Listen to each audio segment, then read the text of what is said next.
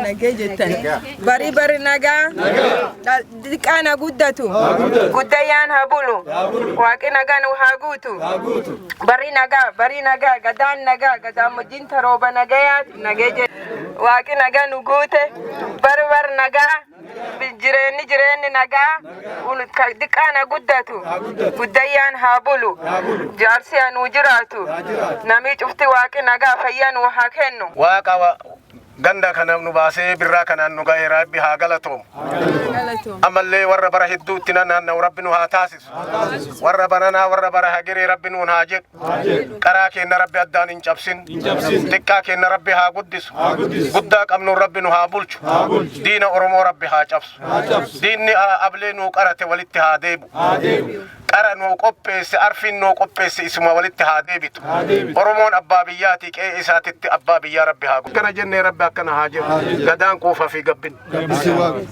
bari naga bariin naga gammeen naga dabballeen naga halkan naga guyyaan naga tulaan sallaan naga baddaan sadeen naga malbee golboon naga liibaan golbaadii dilleen naga diqqaan kenna naga guddaan kenna naga biyyiti teenna naga ardaan kun naga horti tuni naga horiilleen nu naga Hora bula hora nagayan gala amma kunu aadaa seenatti deebine aadaa deeffanne waaqayyo nu hadhagaw kadhanne nu hadhagaw irreeffannee irreessa keenya kennee nu haa dhaga'u.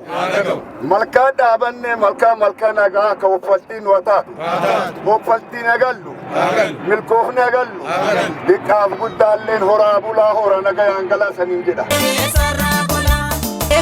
Rahaan bareedee ganni bahee adeeli shimalaa lolli gahee farda baadee jiisa qonna argaan beeksisa tooftaa lolu malaan adeeli shimalaa lolli gahee ichisi folee kee rahaan bareedee ganni bahee adeeli shimalaa lolli gahee farda baadee jiisa qonna argaan beeksisa tooftaa lolu malaan adeeli shimalaa lolli gahee.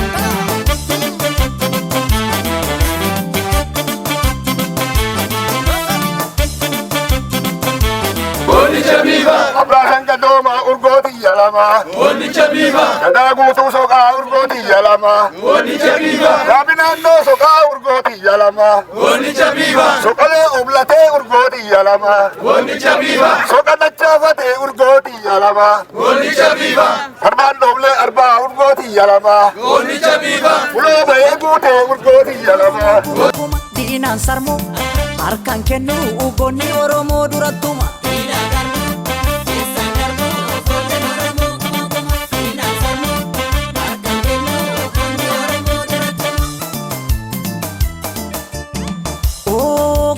Gaafadhu tooftaa lola ofirraa qolee keessarraa qola.